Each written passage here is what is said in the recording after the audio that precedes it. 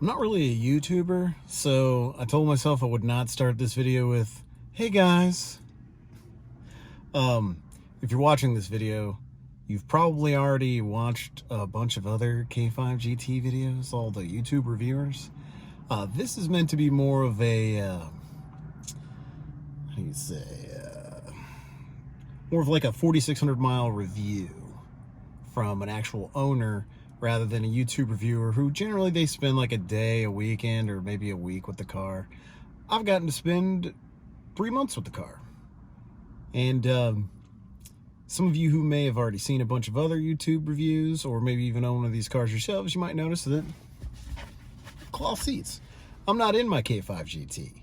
I'm currently in a K5 LX, the base trim, the rental car spec. My car is currently at the dealership for a full transmission replacement. If you stick around to the end of the video, I'll go into that story in a little more detail. Spoiler alert, it's not great. But hopefully some of you might find this helpful if you were comparing, trying to decide if maybe this car was for you, or if you're trying to decide between maybe the models that have the 1.6 liter turbo versus the 2.5 liter turbo. Since I've had this LX as a loaner, I've gotten a chance to kind of compare the two powertrains and suspensions. And you know, I don't push either one of these cars very hard, but I should be offering a fair perspective on what it's like to live with one of these cars as like a daily driver. So how and why I chose the K5 GT? Well, we'll go back to like toward the end of last year. I'd started a new job last year, and then when COVID hit, kind of forced us all inside. I was in the position to kind of save up some money. The cars that I'd owned previously had all been built in like the 1990s Chevrolet cars, high mileage. So I was due for something new, and I decided, you know what, maybe I'll get like a brand new car this time, or something relatively new. But in trying to decide like what kind of car I wanted, wow, that's kind of intimidating. There's a lot of choices there. Person in my situation, like my car is generally, you know, used for just travel, like getting around back and forth to work, hauling like a little bit of stuff. Sometimes I like to throw some friends in the back seat. So I wanted something that like adults could sit in the back of, but I didn't have any need for like a large van. I don't have any kids. I don't really need a pickup truck. I still have my two-door Tahoe if I need some, you know, to satisfy my love for old Chevys, and you know, still has some off-road capability if I needed it. I had spent that time during COVID, early COVID, kind of using this car research as a bit of an escape. So I kind of delved into YouTube and car reviews and just kind of trying to get an idea of what it is I wanted. So I kind of decided to let's settle on a couple of features of a car that I might want and see what cars have that feature, and then I can narrow down the list of possibilities. So I decided I wanted ventilated seats, and I wanted Apple CarPlay. I'm a big Apple nerd. And I also was really interested in cars that had wireless CarPlay, because that's one of those things that I do not like, is like wires being strewn all over my car, and which has been a necessity with all of my cars that I've had before, because they're older and you kind of just have to adapt them to your new technology, right? I started looking at cars that had those two things, and I saw the Kia K5, and I'd never even heard of the K5. Turns out it was a new model. It was the replacement for the Optima. All right, let's give this a good look. I'd had friends that have had Kia cars before and had nothing but good things to say about them. I know Kias of yore were not considered crazy reliable cars, but my family owns an auto shop, and they said, hey, newer Kias, like, we don't really see them very often. They're all right cars. And so looking deeper into the K5 model, it's like, oh, hey, there's this GT. This sounds exactly like what I want. A cool looking mid-sized sedan with plenty of power. Something kind of sporty, you know, not sports car, but sporty. So this was the car for me. I continued to kind of research it, and you know, did the build your own thing on the website plenty of times, and then actually ended up settling on one in my price range that did not have the ventilated seats. So the one that I got does not have the GT1 package, but that means it does have the wireless CarPlay. I kind of had to do cost-benefit analysis hands and decided I'd rather have the wireless CarPlay and an extra $4,000 than the ventilated seats. And you know, if I get this car back in any kind of reasonable amount of time here in the Texas summer, maybe I'll regret that, but we'll see. So I once the YouTube reviews had started coming out, I knew that, boom, this was the car for me. I researched on, you know, part of the time I'd spent in COVID doing all my research, trying to figure out what kind of car I wanted. I had done a lot of research on new car buying. This is my first brand new car. Once I found the model that was right for me, I took some time off of work, booked a plane ticket to Ohio, bought the car. The deal was easy. The deal was perfect. It was out, you know, out the door after I'd paid the taxes here in Texas. I got the car for a little bit under MSRP, so I was happy with the price that I'd paid. Drove the car back to Dallas and had 4,600 miles of like real enjoyment of the car. Really dig the car. Yeah, all these YouTube reviewers, they all kind of did the exact same thing. They got the car, flipped it straight into Sport Plus mode, gave it full send, and then complained about how it didn't have great traction off the line. Well, they just disabled all of the traction control. These GT cars, if you leave it in like normal or sport mode, it doesn't really have a traction problem. It'll kill power here and there a little bit, but it's like, if you're pushing the car to that point where it's killing power, it's like, you're really jamming it. And this car's pretty fast. So you're probably misbehaving. Anyway. One of the gripes I have about all the YouTube reviewers is that they all kind of, they all pick at the same thing about this car. Oh, it doesn't have all-wheel drive or limited slip. Well, I don't think the car really needs it. It's, if you think about the car for what it is, it's a mid-sized sedan. This is not a race car. I don't believe that this car is really intended for dual purpose. I don't think that this car would do particularly well on a racetrack, and I don't think that it was really built to do that. I think what this car was built to do was to kind of just own the public road. I think that this car was built to drive on roads, to carry people and stuff and get them to the places they want to go, not barreling around a racetrack or hauling ass down a drag strip. I don't think that this car, that the K5 GT, is so much a Hellcat competitor as it is more of a Accord Sport or Camry TRD competitor. And it may be just elevated just slightly above them in terms of performance. I've never really ridden or driven in either one of those cars. You can watch the YouTube videos of those clowns drag racing them. They're fun to watch, but, you know, someone who actually buys one of these cars, what are they going to use it for? They're probably going to drive it to work and back and take their kids to school and go to the grocery store. You know, when you're doing that, are you hard launching it? Are you hooking around those corners going real fast and then nailing it when you exit the corner? Probably not. You're probably just driving it around town, heading to work. So if we kind of approach this car as if it was really just intended to be driven on the public roads where the rule of law still applies, I think that this car is a beast. It absolutely is fun to drive. It's got a very stiff suspension, and that's one thing I'll kind of compare to the 1.6 liter cars. They all, I think, share the same suspension. These cars are way softer. This is more of like driving in your mom's sedan. It's pretty easy on the old rear, you know. Whereas the GT, it's a stiff car. It's not uncomfortable, but it's certainly a sporty ride. Which means that it's fairly capable in the corners.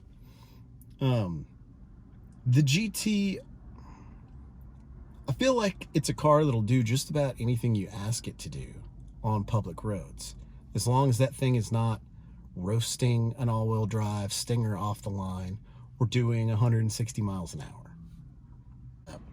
It has no problem getting up onto the highway, overtaking slower traffic on the highway, You know, if you're the type of person that likes to drive fast or aggressively, you're not going to have any problems in a KA5 GT. It'll whip around. The only thing it really doesn't do great is just like hard launch off the line. And I know the car has the launch control feature. I've never used it. I might not ever use it. You know, hard launching your cars from a dead stop is like it's like a great way to tear your car up. And I own this car. I bought it. I want it to last. I don't want to tear it up, you know. I kind of drive this car almost as if it is like a high mileage older Chevy. I drive it like all my other cars. Now to kind of like compare it to the 1.6 liter version of the car. So it's like the GT kind of sits off on its own with that suspension, engine, and transmission, whereas all the other cars share those. And it's more just about the amenities and exterior that's a little bit different. The 1.6 liter engine with the automatic, with the 8-speed dual, what do you call it? Torque converted automatic. It's not a beast. This is not like this LX car right here. This is not a sports car. This drivetrain is very much more appliance. It is perfectly capable of moving this car's weight.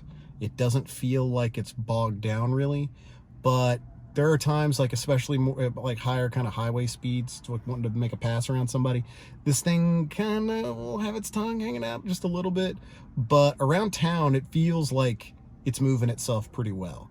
I don't think that the 1.6 liter is like, I don't think that this platform is like an enthusiast platform. I don't think it would be a great car to like throw performance parts at, to give it, to, you know, make it give a little extra oomph. I think for these cars with the 1.6 liters, you should probably just kind of drive them the way Kia built them. You know, if you wanted one of these and you have a flair for customization, it probably need to be more cosmetic stuff than performance. If you're looking for more performance, I think your cost benefit, you're probably better off saving up a little bit more for the GT. The seats in these things across the whole line, I feel like, are pretty comfortable. I'm a big guy, 6'2", 250. The seats in the GT are definitely more aggressive than these seats. And the seating material, that kind of simulated leather, is like pretty nice. I feel like it's going to hold up fairly well.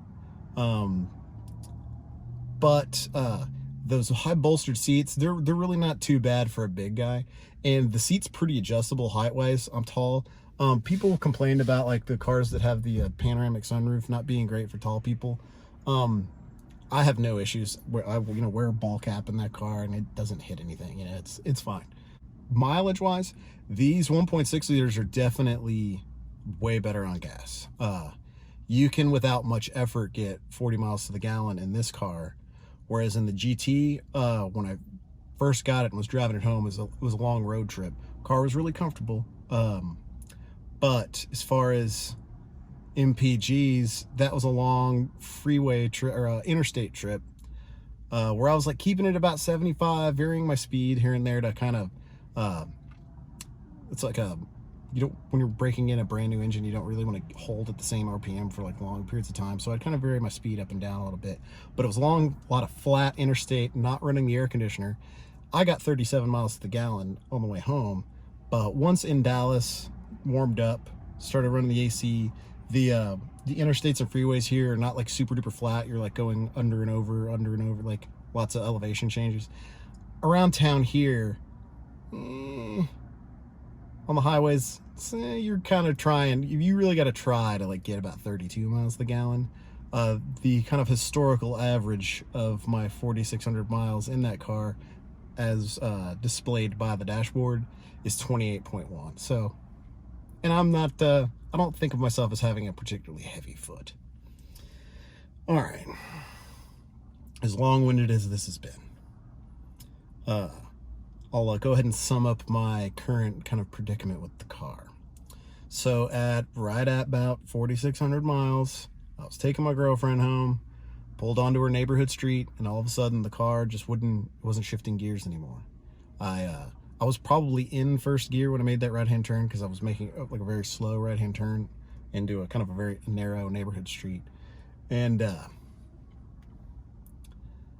it just quit shifting. Like the RPMs would go up, the car wouldn't shift. And so I was able to kind of just nurse it down the street, drop her off, turn the car around, heading back out of the neighborhood. I kind of figured out if I just like finessed the pedal just right, I could get it to shift into a higher gear. But it didn't take me far to kind of figure out. It seemed like it was skipping the even numbered gears and only using the odd numbered gears. And that's a dual clutch transmission, so those gears are operating on two different shafts. So it seemed as if the transmission was not able to engage the shaft that had the even numbered gears. Limp it home, get it to the dealership 2 days later. They were able to take a look at it 2 days later after that. The code that they pulled, because it did trip the check engine light, was for low transmission fluid. I had never found any kind of fluid spots under the car, never smelled anything like transmission fluid. If this car was somehow losing transmission fluid, it must have been doing it in just little spurts as I was driving it going down the road. Or probably what's more likely is that it was improperly filled from the factory, which, you know, that's a manufacturing defect. Well, that's a mistake. That's on Kia. So Kia approved to a full transmission replacement. However, that transmission is now on back order. I have no ETA when I'm going to get this car back. And now they've already had it for over 2 weeks now. It took them a week to get me a loaner. And I basically had to beg. So I'm paying for a K5 GT, and I'm going to be driving this K5 LX for I'm not sure how long. It's been pretty upsetting. Like, it's a real bummer. All the kind of time I spent researching and milling over this car, flying across the country to go get just the right one, getting just the right deal, and loving it for the last 3 months. Like, absolutely loving it. Got it ceramic coated. I added a subwoofer to it because, oh yeah, the 6-speaker setup in these cars is no bass. No bass. Yeah, I don't know when I'm gonna get it back. But, you know, for the first 4,600 miles, car was a lot of fun. I really like it, and I would, you know, up until this issue and the very poor support I've been getting from Kia, I would have recommended this car to anybody who like wanted something that's a sporty midsize sedan. It's a fun, really fun car, comfortable, love all the tech. Anywho, this has been pretty long-winded.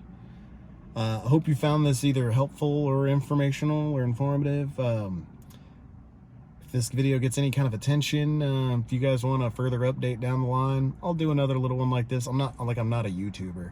I just hadn't seen anybody else who'd done a bit of a follow-up on their experience owning the car. I'll probably end up editing the crap out of this. But, howdy. Have a good night, everybody.